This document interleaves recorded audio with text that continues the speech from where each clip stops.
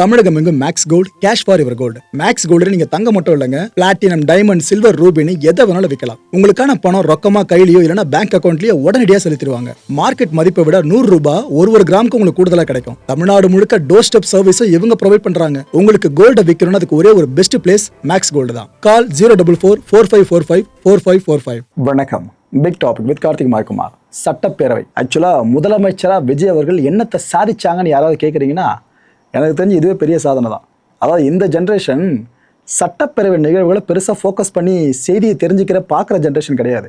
ஆனால் அவங்க முழுக்க இப்போ கண்ணு எங்கே வச்சுருக்காங்க? சட்டப்பேரவை நிகழ்வுகளில். பிகாஸ் சிஎம்மாக அங்கே விஜய் அவர்கள் இருக்காங்கன்ற ஒரே காரணம் மட்டும்தான். இப்போ ஏற்பட்ட மாற்றத்தை கொண்டு வந்திருக்காருங்க. யங்ஸ்டர்ஸ் மத்தியில் அரசியல் இந்த அளவுக்கு கொண்டு போய் சேர்க்கறதுனா சாதாரண விஷயமா? அது விஜய் அவர்கள் பண்ணியிருக்காங்க. முதலமைச்சர் விஜய் அவர்கள் பண்ணியிருக்காங்க. சட்டப்பேரவையில் அவரோட மொதல் ஸ்பீச் இருக்குது பாருங்க, அதை பற்றி ஃபுல்லாக பார்க்க போகிறீங்க. எதிர்கட்சி தரப்புல இருந்தும் ஸ்ட்ராங்காக இருக்காங்க ரொம்ப. இது எல்லாத்தை பற்றி தான் தெரிஞ்சுக்க போகிறீங்க. நிகழ்ச்சிக்குள்ள போகலாம்.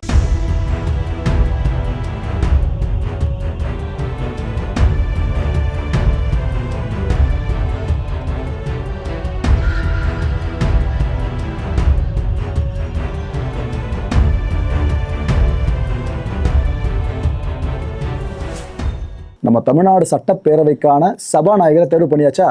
பிரபாகர் அவர்கள் தேர்வு பண்ண கையோடு ஒரு லெகசி ஒன்று இருக்குங்க, ஒரு மரபு ஒன்று ஃபாலோ பண்ணுவாங்க. என்னன்னா, இந்த அவையோட முன்னவர் இருக்கார்ல, இவர் ஒரு பக்கம், இன்னொரு பக்கம் எதிர்கட்சி தலைவர் யாரோ அவர் ஒரு பக்கம். ஸோ யாரு? ஒரு பக்கம் பார்த்தீங்கன்னா செங்கோட்டையன் அவர்கள் அவை முன்னவர், இன்னொரு பக்கம் பார்த்தீங்கன்னா எதிர்கட்சி தலைவராக உதயநிதி ஸ்டாலின் அவர்கள். அவங்க ரெண்டு பேரும் வந்து சபாநாயகரை தேர்வு பண்ணப்பட்டவரை கரம் பிடிச்சு கூட்டு போயிட்டு அந்த சபாநாயகர் இருக்கையில் அமர வைக்கணும். இந்த மரபு இருக்குல்ல, இது தமிழக சட்டப்பேரவையில் சூப்பராக நடந்து முடிஞ்சிருக்கு. ஆனால் நீங்கள் நோட் பண்ண வேண்டியது, செங்கோட்டையன் அண்ணனோட அரசியல் அனுபவம் இருக்குல்ல, இதை நீங்கள் நோட் பண்ணணும்.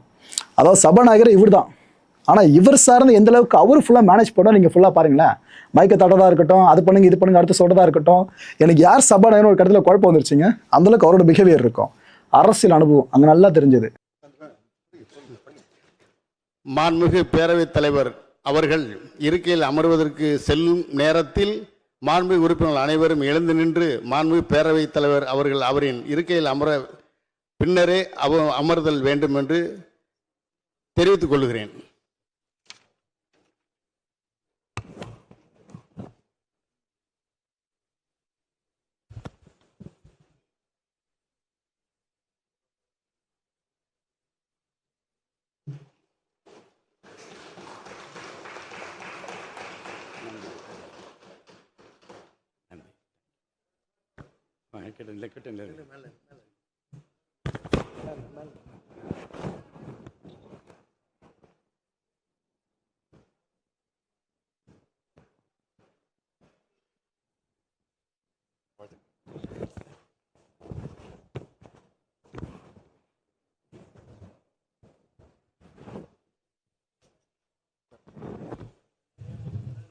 மாண்புமிகு சபாநாயகரா பிரபாகர் அவர்களை இருக்கையில் அமர்த்தியாச்சா?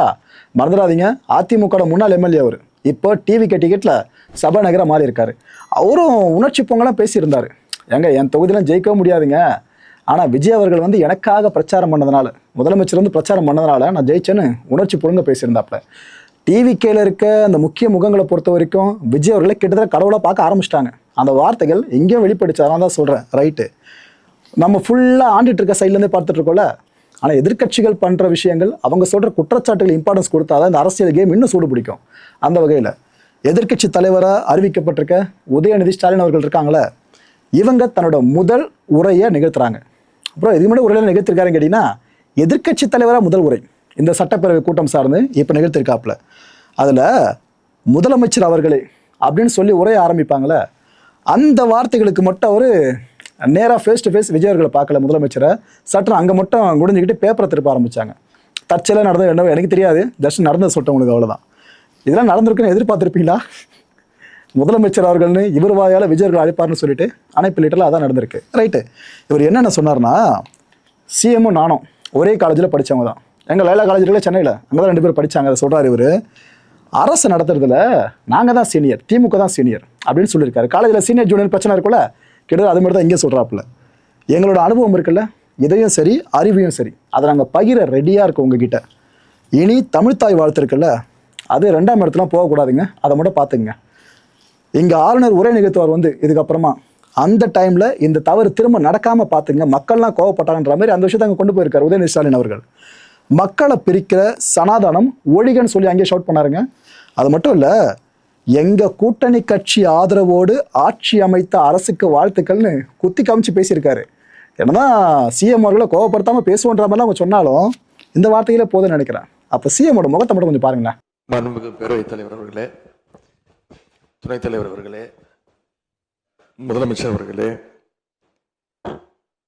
இந்த நேரத்தில் இன்னொரு விஷயத்தையும் இங்கே நினைவுபடுத்த விரும்புகிறேன். மாண்புமிகு பேரவைத் தலைவர் அவர்களும் மாண்புமிகு முதலமைச்சர் அவர்களும் இன்னைக்கு எதிர்க்கட்சி தலைவராக இருக்கிற நானும் ஒரே காலேஜில் படித்த ஓல்டு ஸ்டூடெண்ட்ஸ்.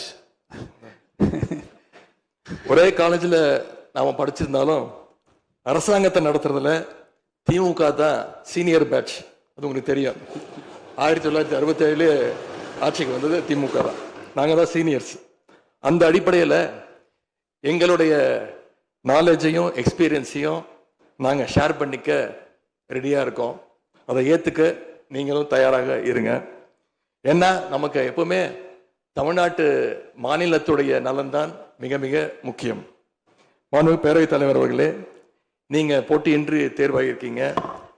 மாண்புமிகு முதலமைச்சரும் எதிர்க்கட்சி தலைவரான நானும் உங்களை அவை முன்னவரும் இந்த இருக்கையில் உட்கார வச்சிருக்கிறோம், அமர வச்சிருக்கிறோம். இன்னைக்கு உங்கள் கையை பிடிச்சி அழைச்சிட்டு வந்து உட்கார வச்சிருக்கிறோம். இனி எங்கள் ரெண்டு தரப்பையும் நீங்கள் தான் கையை பிடிச்சி அரவணைச்சு கோவம் இல்லாமல் கோவப்படாமல், நீங்கள் கோவப்பட மாட்டீங்கன்னு தெரியும். உங்களை கோவப்படுத்துகிற மாதிரி எந்த செயலையும் நாங்கள் செய்ய மாட்டோம். நடந்து முடிந்த தேர்தலில் ஆட்சி அமைப்பதற்கான பெரும்பான்மையை ஆளுங்கட்சிக்கு மக்கள் வழங்காமல் போனாலும் திராவிட முன்னேற்ற கழகத்துடைய தலைமையில் தேர்தலை சந்திச்சு வென்ற தோழமை இயக்க சட்டமன்ற உறுப்பினருடைய ஆதரவோடு ஆட்சி அமைத்திருக்கக்கூடிய புதிய அரசிற்கும் மாண்பு முதலமைச்சர் அவர்களுக்கும் என்னுடைய வாழ்த்துக்களை நான் மீண்டும் தெரிவித்துக் கொள்கின்றேன். ஒரு ஆரோக்கியமான அரசு அப்படின்னா நாம எதிர்க்கட்சிகள் பக்கம் பெருசா நிற்கணும்.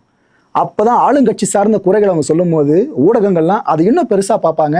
அரசுக்கான அந்த இன்புட்ஸ் இருக்குல்ல, அது அதிகமாக கொடுக்க ஆரம்பிப்பாங்க. அல்டிமேட்டா எல்லாரோட எண்ணம் என்னங்க, ஒன்னே ஒண்ணுதான், மக்கள் நல்வாழ்வு, அவ்வளவுதான். முதலமைச்சர் விஜய் அவர்கள் எழுந்து நின்று தன்னோட உரையை நிகழ்த்த ஆரம்பிச்சாரு. முதலமைச்சரா சட்டப்பேரவையில அவர் நிகழ்த்துற உரை இதுதான். ஆப்வியஸா சபாநாயகராக தேர்வாகி இருக்க பிரபாகர் அவர்கள் சார்ந்த வாழ்த்து ஒவ்வொருத்தரும் பேசணும். ஆனா அதுவே இங்க பயங்கர இன்ட்ரெஸ்டிங்கா இருந்துச்சு. அதான் இங்க ஹைலைட். முதலமைச்சர் பாத்தீங்கன்னா அமெரிக்காவோட முன்னாள் அதிபர் இருக்கார்ல ஆப்ரஹாம் லிங்கன், அவரோட கோட் ஒன்றத்தை சொல்லி ஆரம்பிச்சாருங்க. அது கூடவே திருக்குறளுக்கு இடம் அங்கே கொடுக்கப்பட்டுச்சு. இதை தாண்டி அவருக்கு உண்டான ஸ்டைலில் குட்டி ஸ்டோரி இருக்குல்ல, இது சட்டப்பேரவையில் சொல்லுவார் எதிர்பார்த்துருப்போமா? அது போல விஷயம்லாம் நடந்துச்சு. இந்த தரமான சம்பவத்தை இப்போ முழுமையாக பாருங்க. மாண்புமிகு முதலமைச்சர் அவர்கள்,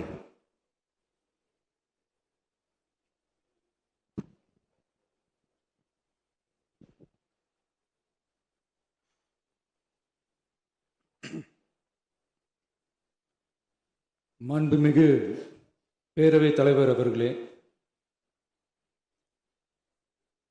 மக்களே மக்களுக்காக மக்களால் நடத்தும் ஆட்சி மக்களாட்சி என்றார் அமெரிக்க முன்னாள் குடியரசுத் தலைவர் திரு ஆப்ரஹாம் லிங்கன். இன்றைக்கு அமைந்துள்ள மக்களாட்சி மலர்வதற்கு மக்களிடம் உள்ள பெரும் எதிர்பார்ப்பு, அவர்களுடைய எதிர்பார்ப்புகளை இப்பேரவையின் கவனத்திற்கு கொண்டு வந்து அதனை செயல்படுத்துவதற்கான திட்டங்களை சட்டங்களை அமல்படுத்த வேண்டிய பொறுப்பு இப்பேரவைக்கு உள்ளது. அதிகமான மக்கள் அதிக நன்மைகளை இந்த ஆட்சி காலத்தில் நன்மை பெற்றுள்ளார்கள் என்கிற வகையில் நம்முடைய செயல்பாடுகள் அமைய வேண்டும். இங்கே அனைவரும் சமம்.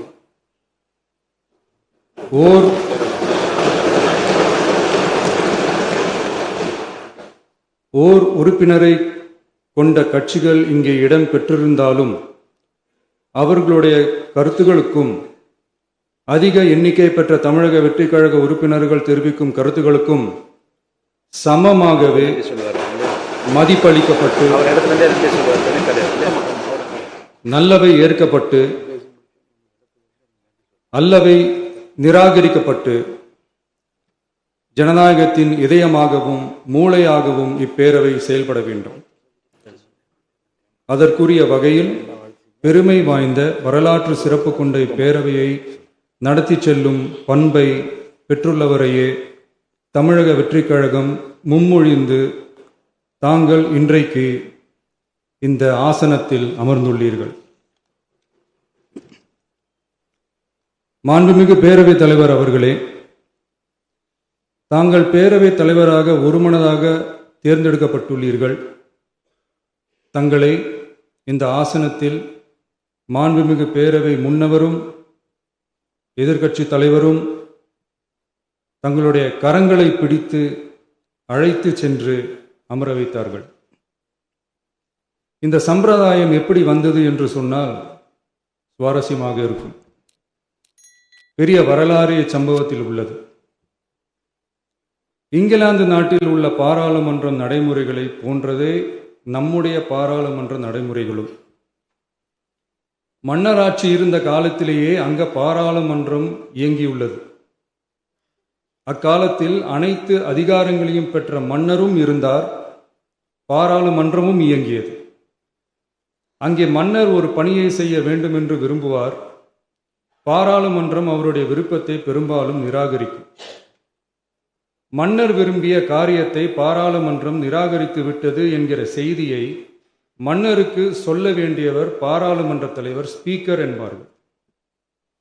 பாராளுமன்றத்தின் கருத்தை மன்னரிடம் சொல்ல வேண்டியவர் ஸ்பீக்கர். அதற்கு துணிவு வேண்டும். சில பணிகளை செய்வதற்குத்தான் பாராளுமன்றத்தின் அனுமதி வேண்டுமே தவிர அந்த ராஜ்யத்தில் உள்ள எந்த பிரஜைக்கும் மரண தண்டனை விதிக்கும் அதிகாரம் மன்னருக்கு உண்டு. தான் விரும்பியதை பாராளுமன்றம் நிராகரித்து விட்டது என்று சொல்லும் ஸ்பீக்கருக்கு மரண தண்டனை விதிக்கும்படி ஆணையிடுவார். தலையை வெட்டி விடுங்கள் என்று ஆணையிடுவார்கள். இது பலமுறை நடந்ததால் யாருமே இந்த ஸ்பீக்கர் பதவிக்கு வர விரும்ப மாட்டார்கள். எனவே புதிதாக பாராளுமன்றம் அமையும் போது ஸ்பீக்கர் பதவிக்கு ஒருவர் அறிவிக்கப்பட்டவுடன் அவர் உடனே தலை தப்பித்தால் போதும் என்று ஓட்டம் பிடிப்பார். அணை முன்னவரும் எதிர்க்கட்சி தலைவரும் அவரை தடுத்து நிறுத்தி அவர் கைகளை பிடித்து இழுத்து வந்து ஆசனத்தில் அமர வைப்பார்கள். இதுதான் அந்த காலத்தில் இருந்து வந்த மரபு. ஜனநாயக முறை ஏற்பட்ட பிறகும் இம்மரபு தொடர்கிறது. நிச்சயமாக தமிழக வெற்றிக் கழக உறுப்பினர்கள் அனைவருமே உங்களுக்கு உதவிகரமாகவே இருப்பார்கள் என்கிற வாக்குறுதியை இந்நேரத்தில் அளிக்க விரும்புகிறேன். பேரவையின் மாண்பையும் கண்ணியத்தையும் பேரவை உறுப்பினர்களின் கண்ணியத்தையும் காக்க வேண்டிய பொறுப்பை உங்களிடத்தில் ஒப்படைத்திருக்கிறார்கள். தற்காலிக பேரவைத் தலைவர் பொறுப்பில் மிக சிறப்பாக பணியாற்றிய நம்முடைய உறுப்பினர் திரு மூவி கருப்பையா அவர்களை சந்திக்க நேற்றுக்கு சென்றிருந்தேன். அங்கே முந்தைய பேரவைத் தலைவர்கள் படங்களை கண்ணுற்ற போது, அவர்களை பற்றி அறிந்த போது உண்மையிலே எனக்கு பெருமிதம் தந்தது. ஏனென்றால் எடுத்துக்காட்டாக விளங்கும் திரு ஜே சிவ சண்முகம் பிள்ளை, டாக்டர் யு கிருஷ்ணராவ், திரு எஸ் செல்லப்பாண்டியன் அவர்களுடைய வரிசையில் மிக சரியான ஒருவரையே நாம் முன்மொழிந்துள்ளோம் என பெருமை அடைந்தேன். அதே போன்றுதான் நம்முடைய பேரவை துணைத் தலைவர் அவர்களும் நீங்கள் இருவருமே மிக சாதாரண குடும்பத்தில் பிறந்து மக்கள் பணியாற்ற வேண்டும் என்கிற அவாவில் செயல்பட்டு வந்தவர்கள். குணம் நாடி குற்றமும் நாடி அவற்றுள் மிகை நாடி மிக்க கொளல் எனும் வள்ளுவரின் வாய்மொழிக்கேற்ப சட்டமன்ற நடவடிக்கைகள் சீராக, செம்மையாக, அமைதியாக நடைபெறும் வகையிலும் சட்டமன்ற ஜனநாயக பண்புகள், நெறிமுறைகள் பேணி பாதுகாக்கப்படும் வகையிலும் இந்த அவைக்கு பேரவைத் தலைவரும் பேரவை துணைத் தலைவரும் பெருமை சேர்ப்பீர்கள் எனும் நம்பிக்கை எனக்கு உண்டு. அரசியலுக்கு அப்பாற்பட்டு மனிதர்களை மதிக்கும் நல்ல பண்புகள் நிலைநாட்டப்பட வேண்டும். தமிழ் பண்பாடு போற்றப்பட வேண்டும். அவையின் மரபும் மாட்சிமையும் மதிப்பும் காக்கப்பட வேண்டும் என்ற நல்லெண்ணத்தின் அடிப்படையில் அந்த பதவி ஏற்றுள்ள தங்கள் இருவராலும் காப்பாற்றப்படும் என்னும் நம்பிக்கையை மீண்டும் தெரிவித்து என் உரையை நிறைவு செய்கிறேன். நன்றி, வணக்கம். இந்த ரெண்டு அரசியல்வாதிகள் ஸ்பீச்சை பார்த்தாச்சுல, ஒரு பக்கம் சிஎம், இன்னொரு பக்கம் எதிர்க்கட்சி தலைவர். இவங்களெல்லாம் விட ரொம்ப மூத்த அரசியல்வாதி இருக்கார் பாருங்க, இபிஎஸ் அவர்கள். அவர்கள் எழுந்து உரை நிகழ்த்த ஆரம்பிச்சார். அப்போ என்ன சொன்னாப்புல, எந்த அளவுக்கு எதிர்க்கட்சிகள் பேசுறதுக்கு வாய்ப்பு தர்றீங்களோ அந்த அளவுக்கு இந்த ஆட்சி சிறப்பாக நடக்கும் பார்த்துங்க அப்படின்னு ஸ்லைட்டாக வான் பண்ணுற தொழில பேசியிருந்தார். அனைத்து இந்திய அண்ணா திராவிட முன்னேற்ற கழகத்தின் சார்பாக சட்டப்பேரவை தலைவராக பொறுப்பேற்றுள்ள தங்களுக்கும் சட்டப்பேரவை துணைத் தலைவராக பொறுப்பேற்றுள்ள அவர்களுக்கும் இதயபூர்வமான நல்வாழ்த்துக்களை இந்த நேரத்தில் தெரிவித்துக் கொள்கின்றேன். இன்றைக்கு ஆளுங்கட்சி எதிர்க்கட்சி என்று பாராமல் இன்றைக்கு தாங்கள் இந்த பக்கமும் அந்த பக்கமும் சாயாமல் நடுநிலையோடு வைக்கும் தராசு போல நீங்கள் என்றும் செயல்பட வேண்டும் என்று அன்போடு இந்த நேரத்தில் கேட்டுக்கொள்கின்றேன். எந்த அளவுக்கு எதிர்க்கட்சிகளுக்கு பேசுவதற்கு வாய்ப்பு கொடுக்கின்றீர்களோ அந்த அளவுக்கு உங்களுடைய அரசு சிறப்பாக செயல்படும். ஏனென்றால் மக்களுடைய பிரச்சனையை எடுத்து வைப்பது எதிர்க்கட்சியினுடைய கடமை. ஆகவே எதிர்க்கட்சியினுடைய கடமை சிறப்பாக செயல்படுவதற்கு அனைத்து எதிர்க்கட்சிகளுக்கும் முழுமையான நேரத்தை ஒதுக்கி கொடுக்க வேண்டும் என்று அன்போடு இந்த நேரத்தில் கேட்டுக்கொள்கின்றேன். நீங்கள் ஏற்கனவே அனைத்து இந்திய அண்ணா திராவிட முன்னேற்ற கழகம் பொன்மனச்சம்மல் புரட்சித் தலைவர் எம்ஜிஆருடைய ஆட்சி காலத்திலே நீங்கள் சட்டமன்ற உறுப்பினராக இருந்து பணியாற்றியவர்கள். மாண்புமிகு அம்மாவுடைய காலத்திலும் சட்டமன்ற பணியாற்றியவர்கள். சட்டமன்ற பேர விதிகள் முழுமையும் நன்றாக தெரிந்தவர்கள். சிறப்பான முறையிலே பேசக்கூடியவர்கள். சிறப்பான முறையிலே அவையை நடத்தக்கூடிய திறமை மிக்கவர்கள். ஆகவே அப்படிப்பட்ட ஒரு அற்புதமான ஒரு நிகழ்த்தக்கூடியவர்களுக்கு ஒரு நல்ல வாய்ப்பை நீங்கள் பெற்றிருக்கிறீர்கள். இந்த புனிதமான ஆசனத்திலே அமர்ந்திருக்கின்றவர்கள் எங்களுக்கும் அனைத்து இந்திய அண்ணா திராவிட முன்னேற்ற கழகம் மட்டுமல்ல அனைத்து எதிர்க்கட்சிகளுக்கும் போதுமான நேரத்தை ஒதுக்கி கொடுத்து மக்களுடைய பிரச்சனையை அரசுடைய கவனத்துக்கு எடுத்து செல்வதற்கு நீங்கள் நல்ல வாய்ப்பை தர வேண்டும் என்று இந்த நேரத்தில் தெரிவித்து மாண்புமிகு முதலமைச்சராக பொறுப்பேற்றுள்ள மாண்புமிகு முதலமைச்சர் அவர்களுக்கும் எனக்கு இதயபூர்வமான நல்வாழ்த்துக்களை இந்த நேரத்தில் தெரிவித்துக் கொள்கின்றேன். அதேபோல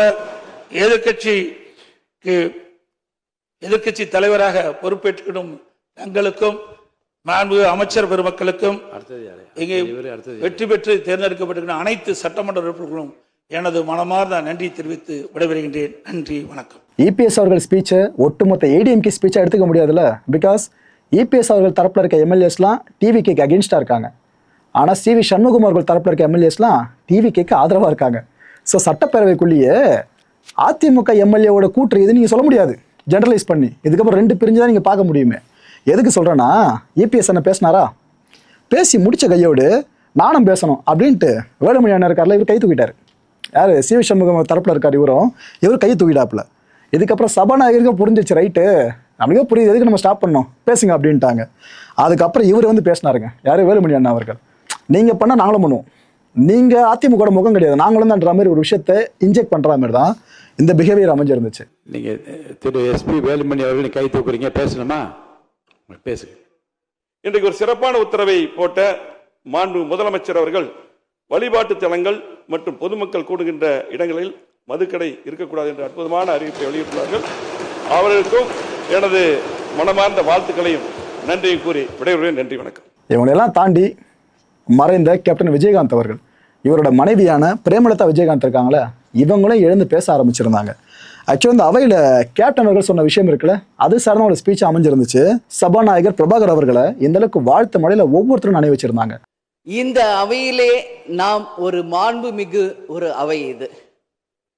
இந்த தமிழ்நாட்டின் வரலாறை இந்த மாண்புமிகு இந்த வளாகத்திலே மிக சிறந்த முறையிலே ஆட்சி செய்த நம்மளுடைய முன்னாள் முதல்வர்கள், இங்க நம்ம சுத்தி இருக்கின்ற அந்த புகைப்படங்களே அதற்கான சாட்சி. அந்த மாண்பும் மரபும் இமியளவும் மாறாமல் அண்ணன் ஜேசிடி பிரபாகர் அவர்கள் அவைத்தலைவராக நடுநிலையோடு இருந்து ஒரு தராசு போல இந்த அவைக்கு அத்தனை பேருக்கும் சரிசமமான வாய்ப்பை கொடுத்து அத்தனை பேரையுமே ஆணாக இருந்தாலும் இந்த அவைக்கு அன்னையாக இருந்து அனைவருக்கும் சமமான வாய்ப்பை தர வேண்டும் என்று இந்த புனிதமான அவையிலே அவரை நான் அன்போடு கேட்டுக்கொள்கிறேன். அது மட்டுமில்லை, இன்றைய முதல்வர் அன்பு தம்பி விஜய் அவர்களுக்கு திரையுலகில் அண்ணனாக இருந்த கேப்டன் அவர்கள் இதே அவையிலே எதிர்கட்சி தலைவராக செயல்பட்ட பொழுது இங்கே நடக்கின்ற அத்தனை விஷயங்களும் தமிழகம் முழுவதும் தெரிய வேண்டும் என்ற கோரிக்கையை அன்றிலிருந்தே சொன்னார். அதனால அந்த விஷயத்திலும் நடுநிலையோடு இருந்து ஆளுங்கட்சி சைடு மட்டும் கேமரா போக்கஸ் பண்ணாம சட்டமன்றத்தில் நடக்கும் அத்தனை நிகழ்வுகளையும் நேரலையில் தமிழக மக்கள் அனைவரும் தெரிந்து கொள்ள வகையில அந்த சரிசமமான ஒரு வாய்ப்பை ஏற்படுத்தி தர வேண்டும் என்பதை இந்த நேரத்திலே நான் கேட்டுக்கொள்கிறேன். அது மட்டும் கிடையாது, இந்த தமிழ்நாடும் தமிழகமும் என்றும் சிறப்பு மிக்கதாக இருக்க வேண்டும். எனவே என்னுடைய முதல் கோரிக்கை, இனிமேல் தமிழ்நாட்டில் நடக்கும் அத்தனை நிகழ்வுகளிலும் நமது தமிழ் தாய் வாழ்த்துக்கு முதல் இடத்தை கொடுத்து பிறகு மற்ற மொழிகளுக்கு முக்கியத்துவம் தர வேண்டும் என்பதை இந்த நேரத்தில் நான் ஒரு கோரிக்கையாக இந்த அவையில் வைக்க கடமைப்பட்டிருக்கிறேன். அது மட்டும் கிடையாது, நேற்று அனைத்து எதிர்க்கட்சிகளையும் நேரடியாக சென்று இங்க எதிர்க்கட்சிகள் எதிரி கட்சிகள் அல்ல, அனைவரும் தோழமை கட்சிகள் தான் என்பதை மிக சிறப்பாக சென்று அனைவரையும் சந்தித்த முதல்வர் அன்பு தம்பி விஜய் அவர்களுக்கு இந்த நேரத்தில் என்னுடைய வாழ்த்துக்களை தெரிவித்துக் கொள்கிறேன். அது மட்டுமில்ல, இந்த அவை தமிழ்நாட்டுக்கும் தமிழக மக்களுக்கும் நீதியையும் நேர்மையும் நிலைநாட்ட வேண்டும் என்பதையும் இந்த நேரத்தில் தெரிவித்துக் கொண்டு, நாளை நடக்க இருக்கும் பெரும்பான்மையில் வெற்றி பெற்று அன்பு தம்பி விஜய் அவர்கள் மிக சிறப்பாக நம் நாட்டிற்கு பணியாற்ற வேண்டும் என்பதை இந்த நேரத்திலே நான் தெரிவித்துக் கொள்கிறேன். எனவே இன்று தேர்ந்தெடுக்கப்பட்ட அண்ணன் ஜேசிடி பிரபாகர் அவர்களுக்கும் துணை தலைவர் அவர்களுக்கும் தேசிய முற்போக்கு திராவிட கழகத்தின் சார்பாகவும் இந்த அவையில் எதிர்கட்சி தலைவராக மிக சிறப்பாக தன்னுடைய கருத்தை தைரியமாக எடுத்துரைத்த என் அன்பு கணவர் கேப்டன் அவர்களுடைய ஆசீர்வாதத்துடன் என்னுடைய வாழ்த்துக்களை இந்த நேரத்திலே தெரிவித்துக் கொள்வதில் மிகவும் மகிழ்ச்சி அடைகிறேன். நன்றி, வணக்கம். எனக்கு என்ன ஒரு ஏக்கம் தெரியுமா, எல்லாரும் இந்த அவையில் இருக்காங்க, ஸ்டாலின் அவர்கள் மட்டும் மிஸ்ஸிங்க. அவரும் இந்த அவையில் இருந்தாருன்னா என்ன அவை களகட்டம் செம்மையாக இருக்கும். தினமும் இந்த பாலிடிக்ஸ் கேமை நீங்கள் பார்க்கறதுக்கு. ஏன்னா நம்மளோட எதிர்காலம் சார்ந்த கேம் இது. அதுக்கு தான் இந்த பாலிடிக்ஸ் கேமை நம்ம ஃபுல்லாக பார்த்து தெரிஞ்சுக்கணும்னு சொல்ல வரேன். இது நடக்குமான்னு தெரியல, ஒரு சின்ன ஆசை தான். யோசிச்சு பாருங்கள் நடந்தால் எப்படி இருக்கும்ட்டு. திருச்சி கிழக்கு இப்போ காலியாக இருக்கா, விஜய் அவர்கள் ரிசைன் பண்ணதுனால அங்கே ஸ்டாலின் அவர்கள் போட்டி போட்டால் எப்படி இருக்கும், ஜெயிக்க வாய்ப்பு இருக்கும்னு நினைக்கிறீங்களா? இன்கேஸ் அந்த கற்பனை ஒருவேளை நிஜத்தில் நடந்துச்சு அப்படின்னா. ஏன்னா எனக்கு தெரிஞ்சு திமுக சைடில் அங்கேருந்து ஒருத்தர் களமிறக்குறாங்கன்னா மேபி அன்பில் அவர்களை களமிறக்க வாய்ப்புகள் அதிகம். இல்லைன்னா மற்றவங்க யாரும் அவங்க தேடி போவாங்கன்னு தெரியல. ஏன்னா வரப்போதெல்லாம் அந்த தேர்தலும் அப்போ ஸ்டாலின் அவர்கள் அந்த தொகுதியில் நின்று ஜெயிச்சாப்லன்னா வேற மாதிரி இருக்கும். அவர் ஜெயிச்சு அசம்பிளிக்குள்ளே வந்தாருன்னா இன்னும் காலகட்டம் பயங்கரமாக. மக்களை இந்த கான்டென்ட்டை பொறுத்தவரைக்கும் நாமளாக சிந்திக்க வேண்டியது ஒரே ஒரு விஷயம் தான். லாயலா காலேஜோட 2 பேக் பெஞ்சர்ஸ், ஒருத்தர் முதலமைச்சர் விஜய் அவர்கள், இன்னொருத்தர் எதிர்க்கட்சி தலைவரான உதயநிதி ஸ்டாலின் அவர்கள். இந்த 2 பேக் பெஞ்சர்ஸ் கையில் தான் ஒட்டுமொத்த தமிழ்நாட்டோட எதிர்காலமே இருக்கு. காலம் எந்த அளவுக்கு புரட்டி போடுதோ எல்லாத்தையுமே. இவங்கெல்லாம் இப்படிதான் நினைச்சிட்டு இருந்தா அவங்க கையில அவங்க எதிர்காலன்ற மாதிரி நிலைமை வருது பார்த்தீங்களா. இதெல்லாம் பயங்கர இன்ட்ரெஸ்டிங்காக இருக்குது. பார்ப்போம், இன்னும் பயங்கரமாக இந்த பொலிட்டிக்கல் கேம் இன்ட்ரெஸ்டிங்காக போகும். எல்லா அப்டேட்ஸும் தொடர்ந்து உங்களுக்கு கொடுத்துக்கிட்டே இருக்கேன். அடுத்த நிகழ்ச்சி சந்திக்கலாம். நன்றி, வணக்கம். தமிழகம் எங்கும் max gold, cash for your gold. Max gold நீங்க தங்க மட்டும் இல்லைங்க, பிளாட்டினம், டைமண்ட், சில்வர், ரூபினி எதை வேணாலும் விற்கலாம். உங்களுக்கான பணம் ரொக்கமா கையிலயோ இல்லைன்னா பேங்க் அக்கௌண்ட்லயோ உடனடியாக செலுத்திடுவாங்க. மார்க்கெட் மதிப்பை விட 100 ரூபாய் ஒரு கிராமுக்கு உங்களுக்கு கூடுதலாக கிடைக்கும். தமிழ்நாடு முழுக்க டோர் ஸ்டெப் சர்வீஸும் இவங்க ப்ரொவைட் பண்றாங்க. உங்களுக்கு கோல்டை விற்கணும்னு அதுக்கு ஒரே ஒரு பெஸ்ட் பிளேஸ் மேக்ஸ் கோல்டு தான். கால் 04445454545. என் அன்பார்ந்த மாயம் ஸ்டுடியோஸ் நேயர்களே, மாயம் பக்தின்னு ஆன்மீகத்துக்காக பிரத்யேகமாக ஒரு சேனலை கொண்டு வந்திருக்கோம். மறக்காம சப்ஸ்கிரைப் பண்ணி அந்த சேனலுக்கு உங்களோட ஆதரவை மனப்பூர்வமாக தெரிவிங்க. வணக்கம் மாயம் ஸ்டுடியோஸ் நண்பர்களே. மாயம் ட்ரெண்ட்ஸ் அப்படின்ற ஒரு புதிய ஃபேஸ்புக் பேஜை ஓப்பன் பண்ணியிருக்கோம். நீங்கள் யூடியூப்பில் பார்த்துட்டு இருக்கீங்களா நம்மளோட கான்டென்ட்ஸ்லாம். இதெல்லாம் விட ஒரு படி மேலே ரொம்ப கிறிஸ்பாகவும் ரொம்ப சூப்பராகவும் நிறைய கான்டென்ட்ஸ் உங்களுக்கு இந்த பேஜில் காத்துட்ருக்குங்க. ஸோ உடனடியாக ஃபேஸ்புக் பிளாட்ஃபார்ம் போங்க, மாயம் ட்ரெண்ட்ஸ்னு டைப் பண்ணி சர்ச் பண்ணி நம்ம பேஜை ஃபாலோ பண்ணுங்கள். அப்படியே நம்ம சேனலையும் நீங்கள் சப்ஸ்கிரைப் பண்ணிட்டீங்க அப்படின்னா இன்னும் நிறைய புது கான்டென்ட்ஸை உங்களுக்காக ப்ரொடியூஸ் பண்ணி கொடுத்துக்கிட்டே இருப்பாங்க. நீங்கள் பண்ணுற ஒவ்வொரு சப்ஸ்கிரிப்ஷனும் எங்களுக்கு பெரிய மோட்டிவேஷனாக அமையும்.